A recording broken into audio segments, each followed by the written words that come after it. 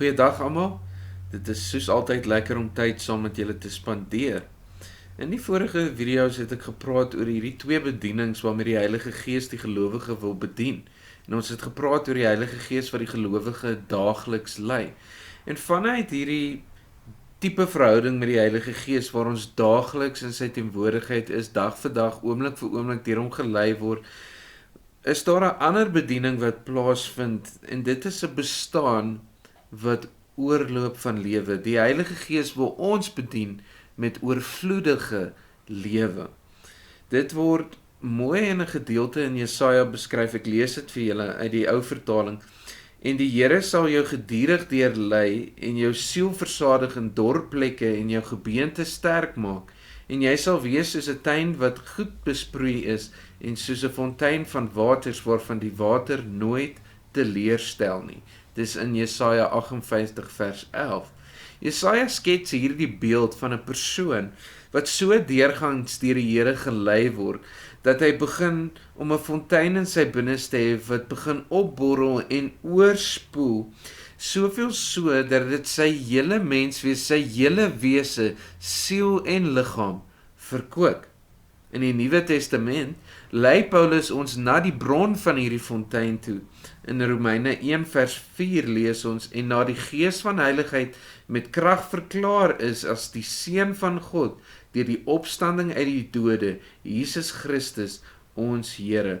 Hierdie gedeelte sê vir ons, dat die Gees van God het Jesus uit die dood opgewek, en juist daardie opwekking uit die dode, het Jesus onbetwisbaar bevestig as die Seun van God.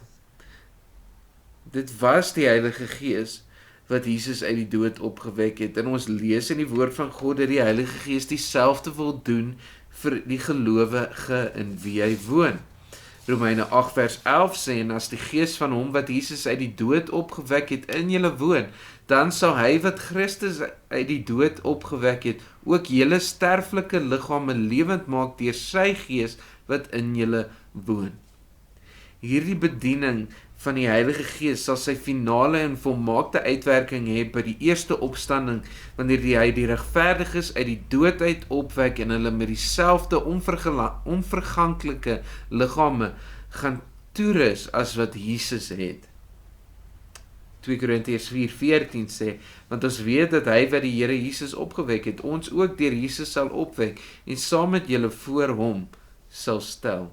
Is dit nie 'n wonderlike gedagte, 'n wete, dat wanneer ek en jy vol is van die Heilige Gees, wanneer ons daagliks oomblik vir oomblik gelei word deur die Heilige Gees, word ons bedien met hierdie lewe wat Jesus, die Gees van God, wat Jesus uit die dood opgewek het en bevestig het as die Seun van God.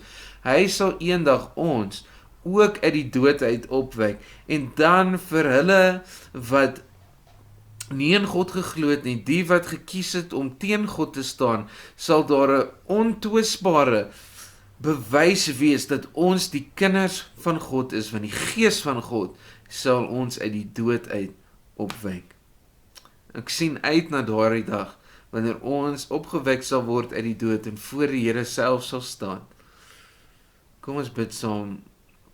Vader, help ons om so vol van u Gees te wees, dat daar lewe in ons sal opborrel en oorvloei, Here, sodat ons hele wese deurweek sal wees van u teenwoordigheid, Here. Dankie vir hierdie bediening van lewe wat die Heilige Gees mee besig is in ons, en dat ons hoop het, ons weet, ons gaan uit die dode opgewek word deur die Gees wat Jesus uit die dood uit opgewek het, en ons sal eens en vir altyd onbetwyfelbaar bevestig word as u kinders, Here. Dankie vir daai wete. Gaan met ons deur hierdie dag, ons vra dit in Jesus naam. Amen.